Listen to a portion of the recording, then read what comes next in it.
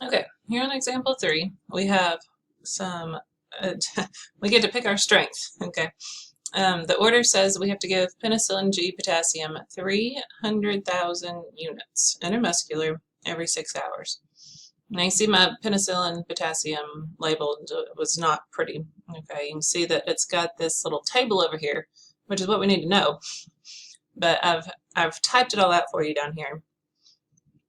You can see that if you're doing an IV with this, it's got additional information inside the little packet insert. But our problem said that we are going intramuscular. Okay, so we're going to have to look through this table. Now, these are our different strengths. Okay, if we add 18.2 milliliters of diluent, then we're going to get a strength of 250,000 units per 1 mil.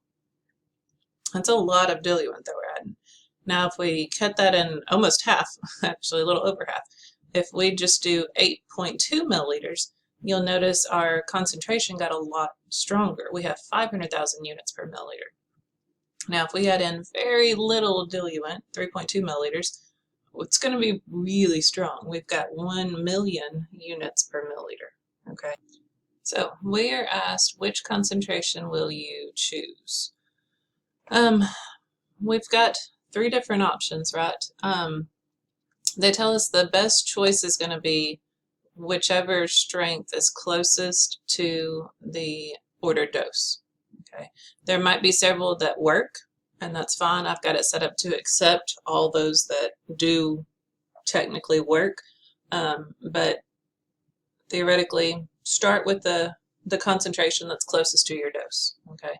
Now, our ordered dose says that we need to give 300,000 units. Okay, 300,000 is closest to that 250,000, right? It's just 50,000 off. So that's the strength that we're going to work with. So what concentration will you choose? It's that 250,000 units, but keep in mind that that's per 1 mil. Okay, so 250,000 units per 1 mil. Sometimes I get that people try to combine those two. Okay, that this is the units and this is the milliliters. It's not. Okay, the concentration comes from here. It's 250,000 units per 1 mil. This 18.2 is the amount of diluent that you're adding. Okay, that's our next question. How much diluent will you add? 18.2 milliliters. Next question. How many milliliters will you give? Okay, so this is where we go back to our milliliter per dose. Our first fraction needs to have milliliters in it, and that comes from your concentration, from your label. So 1 milliliter is 250,000 units, and our order is written in units as well, so that's nice. We don't have to convert. So we are ordered to give 300,000 units per dose, so our units cancel. We can do our math, and it works out to be a 1.2 milliliter per dose. So I want to reiterate that 18.2 milliliter does not get used in the math. It does not get used in the concentration. That is just how much fluid you're going to add to that powder to make it usable. Okay, it does not get used in the math problems. Okay, now is 1.2 milliliter an okay dose? I mean, if we're going intramuscular, we said anything under 3 mils is going to be a good dose, right? So yes, 1.2 milliliters would work.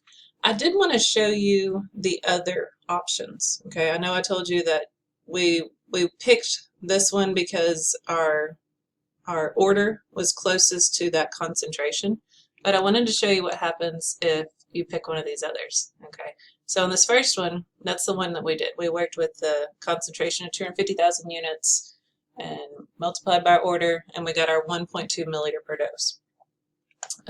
I worked the next concentration. 1 mil is 500,000 units, multiplied by the order, and I got a dose of 0.6 milliliter per dose. I also worked the last one, the 1 million. Okay, if 1 mil has 1 million units in it, we only need 300,000 units. It's going to turn out to be a teeny tiny little dose. Okay, so I'm going to say that we need to discard that one. Typically, our intramuscular shots need to be smaller than 3 mil, but they do need to be at least a half a mil, okay, to be considered a good dose. So 0.3 milliliters is going to be too small. But I would accept either one of these, the 1.2 mil or 0.6 mil.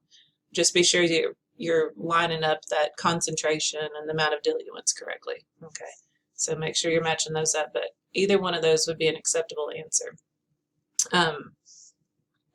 Is one better than the other? We went with that 250,000 units per milliliter concentration because that was closest to the order. Okay.